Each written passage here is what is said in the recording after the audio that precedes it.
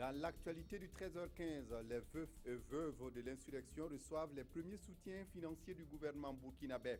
Ce matin, une dizaine d'entre eux ont reçu en effet des sommes d'argent dont les montants diffèrent en fonction des types de soutien à apporter. Les détails dans ce journal. Et puis, ne jamais se lasser dans la promotion des bienfaits de l'allaitement maternel. Au Burkina Faso, un projet s'est donné l'objectif de s'investir avec l'appui et les conseils dans la pratique. Le projet va couvrir 12 régions du pays. Comment va-t-il procéder? On en parle dans cette édition. Mesdames, Messieurs, bonjour. Ravi de vous retrouver. Après les blessés de l'insurrection hier, ce mercredi, c'est au tour des veufs et veuves de l'insurrection de recevoir des soutiens du gouvernement burkinabé. Le ministre en charge de l'action sociale a donc procédé ce matin à la remise officielle de sommes d'argent dont les montants diffèrent en fonction des types de soutien à apporter. Les détails de ces soutiens avec Evelyne Dabiré. Permettez-moi au nom de la nation de vous remettre cette enveloppe symbolique pour vous permettre Ils reçoivent ainsi chacun de manière officielle la somme de 1 million de francs CFA en tant que veuf ou veuve des victimes de l'insurrection populaire et du putsch. 20 autres comme eux, n'ayant pas obtenu de diplôme académique, ont reçu cette même somme qui est le soutien du gouvernement aux conjoints des victimes pour la création d'unités économiques. Et pour les conjoints diplômés au nombre de 2, ils seront recrutés par la fonction publique. Tout l'or du monde ne suffirait pas pour récompenser les ayants droit, pour récompenser nos blessés. Mais nous espérons, comme vous me le demandez, que ce soutien symbolique pourrait apporter une chaleur au cœur et leur faire comprendre que la nation ne les oublie pas. Un geste du gouvernement qui vient soulager un tant soit peu ces familles endeuillées. C'est bien, le geste est bien. Bon, ça peut nous aider dans la vie sociale, à s'occuper de nos enfants, à leur donner une vie meilleure. On remercie le gouvernement pour tous ces soutiens et ces remises et l'argent symboliquement là. Sincèrement dit, ça va nous soulager beaucoup. En plus, certains d'entre eux, au nombre de 8, auront des logements sociaux inaliénables. Tous les bénéficiaires seront accompagnés dans la gestion des fonds alloués. Et puis, qu'elles soient veuves de l'insurrection ou veuves tout court, elles ont toutes besoin de soutien pour améliorer leurs conditions de vie. Et ce 15 décembre à Ouagadougou, un groupe d'organisations de la société civile a entrepris un plaidoyer pour plus de protection des veuves et orphelins au Burkina. Face à la presse, le groupe d'OSC a donc dénoncé les injustices que subit cette couche vulnérable de la société. Et pour les OSC, il faut un changement réel de comportement qui commence par l'évolution des traditions. Fabrice Nebier, Moukounda Biré. Défendre et faire respecter les droits de succession de la veuve et de l'orphelin. C'est le sens de l'engagement de ce groupe de plaidoyer, composé de 10 associations, qui œuvrent pour le bien-être de la veuve et de l'orphelin au Burkina Faso. Face à la presse, ces associations dénoncent les torts subis par les veuves et les orphelins dans le partage des héritages. La femme, et malheureusement en Afrique, est toujours considérée comme une étrangère dans une famille. Et donc quand on parle de succession, on se sent mal à l'aise de voir la femme qui va aussi bénéficier. Et souvent, aussi les enfants sont au second rang ou sinon au troisième rang parce qu'on voit dans nos traditions, c'est les petits frères, les grands frères qui héritent. À travers ces actions, le groupe compte œuvrer pour un changement de comportement. Pour ces acteurs, la perspective aujourd'hui est d'accentuer les actions de sensibilisation pour une prise de conscience. Nous avons un peu, en tout cas, des sentiments de satisfaction, mais nous trouvons que ce n'est pas encore suffisant. Et donc nous voulons profiter de ce contexte, interpeller les nouvelles autorités pour qu'ils puissent mettre beaucoup d'actions, beaucoup d'efforts dans la sensibilisation, beaucoup d'efforts dans l'adoption des lois en faveur des personnes vulnérables, notamment les veuves et les orphelins. Pour éviter les conflits familiaux, le groupe de plaidoyer recommande la prise en compte des réalités socio-culturelles dans la révision du Code des personnes et de la famille. Et puis le président du Faso, président de la transition, Michel Kafando, apporte les nouvelles du pays au Burkinabé installé au Nigeria. Présent à Abuja pour la 48e session des chefs d'État de la CEDEAO, Michel Kafando et les Burkinabés du Nigeria ont fait le tour des problèmes que la communauté burkinabé rencontre dans ce pays. On fait le point avec Alidou Badini et Jean-Emmanuel Ouedraogo. C'est un programme bien chargé pour le président Michel Kafando ici au Nigeria. À peine arrivé à Abuja, le président du Faso rencontre le personnel de l'ambassade. Puis c'est le tour des Burkinabés travaillant à la CEDEAO, ainsi que les représentants des Burkinabés de Lagos, de Abuja et de Kano.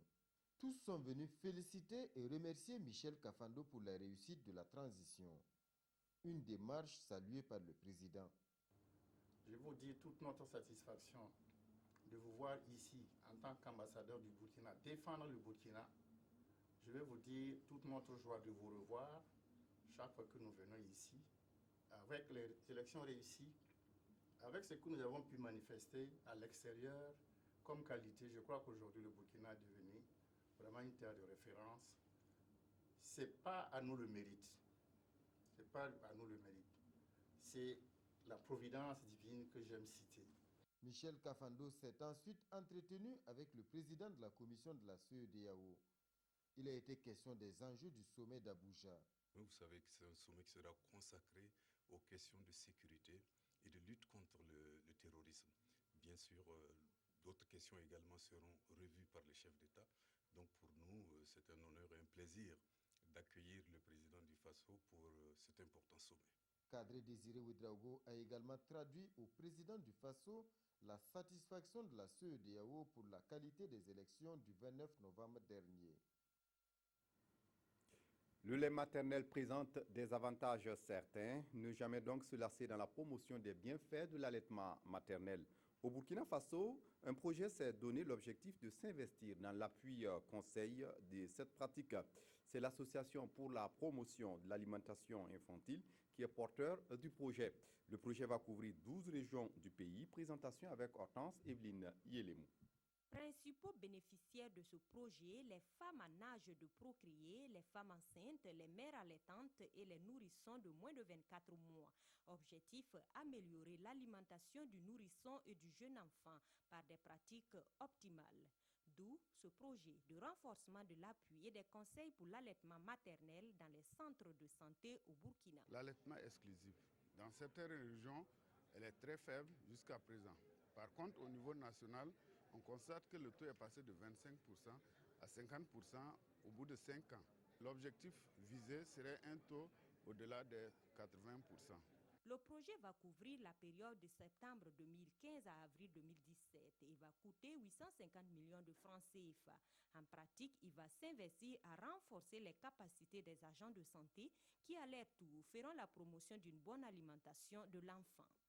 Une autre stratégie qui va concerner la sensibilisation, l'information et la communication au sein de la communauté pour apporter la bonne information aux populations afin qu'elles puissent comprendre le bien fondé de l'allaitement exclusif et le complément d'aliments dès que l'enfant a plus de 6 mois. Le projet est porté par un consortium formé par l'Association pour la promotion de l'alimentation infantile au Burkina et le réseau international des groupes d'action pour l'alimentation infantile.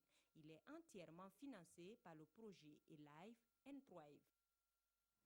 Et puis santé, toujours, les plantes médicinales sont essentielles à la médecine traditionnelle africaine. Pour le ministère en charge de l'innovation scientifique et technologique, promouvoir cette médecine passe par une meilleure conservation de la biodiversité. Environ 25 spécialistes de la sous-région sont réunis à Ouagadougou pour réfléchir aux enjeux de la conservation à un moment où la pression se fait insistante sur la nature. Oumar Zombré, Moukoun Dabiré. Élaborer des protocoles d'évaluation clinique des médicaments à base de plantes, recenser les savoirs et savoir-faire traditionnels en matière de santé et concevoir un plan de conservation de la biodiversité. Ce sont entre autres les objectifs de ce cours régional d'ethnopharmacologie. Un cours qui regroupe des pharmaciens, des biologistes et étudiants en pharmacie et biologie de la sous-région. Les modules des rudiments qui permettent d'appréhender l'ensemble du processus. Des rudiments en botanique. Et également l'approche en pharmacologie ou toxicologie, parce que dès que vous avez la recette, il faut déjà aller vérifier scientifiquement qu'en effet l'indication thérapeutique traditionnelle sied pour la pathologie indiquée. De la plante aux phytomédicaments, approche méthodologique, c'est le thème de cette première édition consacrée aux médicaments à base de plantes. Une édition rendue possible grâce à l'UEMOA et le Fonds national de la recherche, de l'innovation et le développement. Le phytomédicament, c'est un médicament. Il demande les mêmes méthodes d'étude que les médicaments modernes. Cette rigueur-là, qu'on va les renseigner et que, ma foi, de retour chez eux, j'espère qu'ils auront l'occasion de l'appliquer avec leurs collègues. Les initiateurs entendent pérenniser ce cadre d'échange.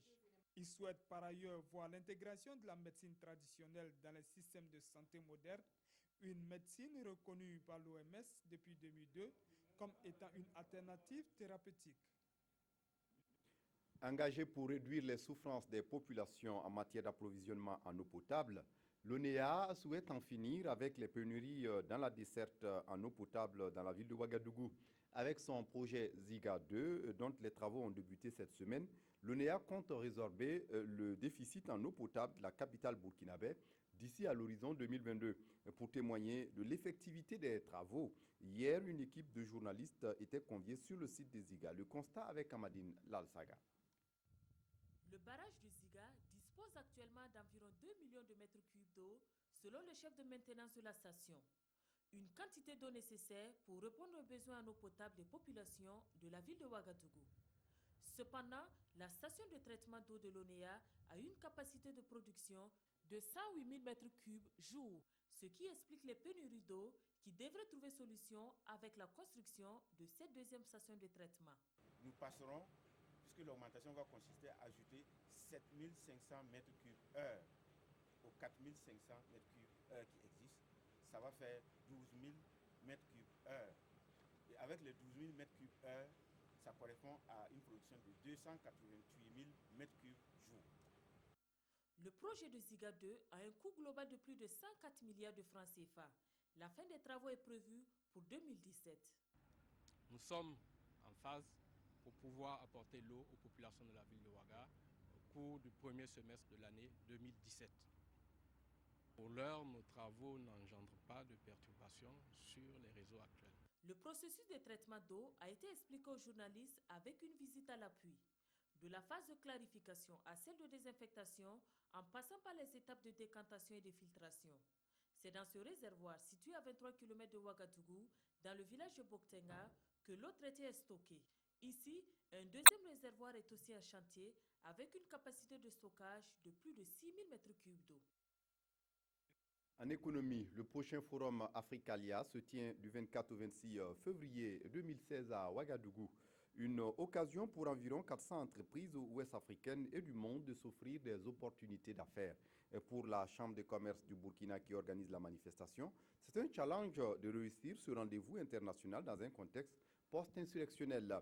Africalia pourra marquer un retour décisif du Burkina Faso sur la scène internationale en matière d'échanges commerciaux. Maxime Zongo. Après 3 éditions, 2010, 2012 et 2014, jugées satisfaisantes, la Chambre de commerce et d'industrie du Burkina, initiatrice de ce forum, a convié la presse pour confirmer la tenue de la 4e édition programmée du 24 au 26 février 2016. Au centre de la réflexion cette année, la problématique de l'énergie.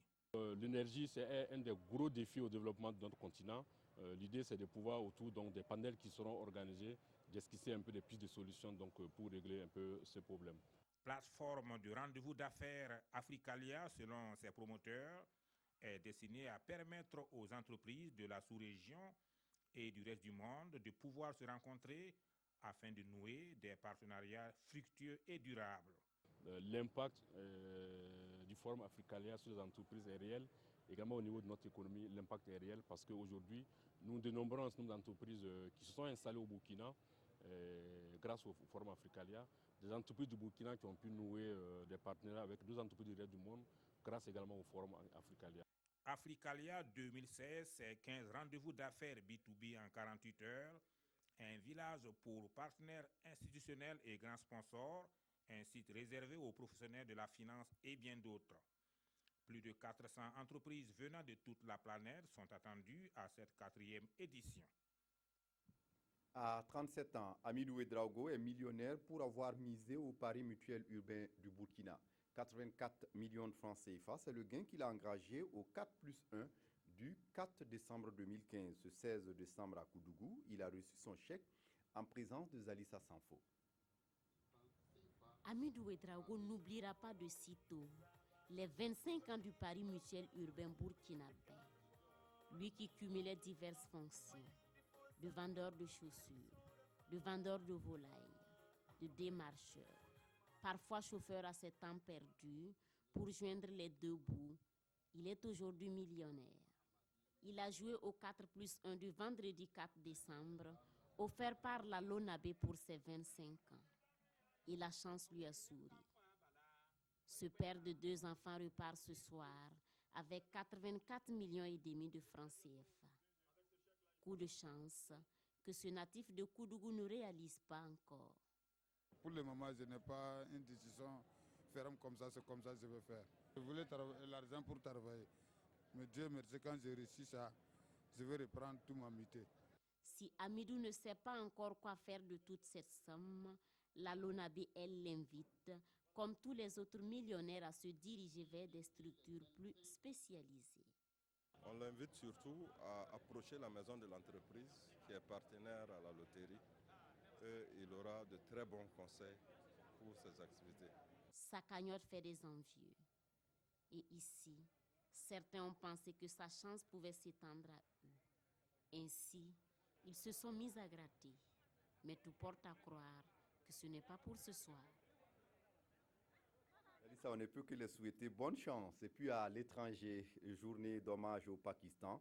Un an après le pire massacre dans une école. Le pays marque donc ce mercredi sous haute sécurité le premier anniversaire et la pire attaque de l'histoire du pays, menée par des talibans contre une école dont 134 élèves avaient été abattus. Une cérémonie a débuté dans l'établissement qui avait été visé, l'école publique de l'armée à Peshawar, dans le nord-ouest du pays, en présence du Premier ministre et du puissant chef d'état-major des armées du Pakistan.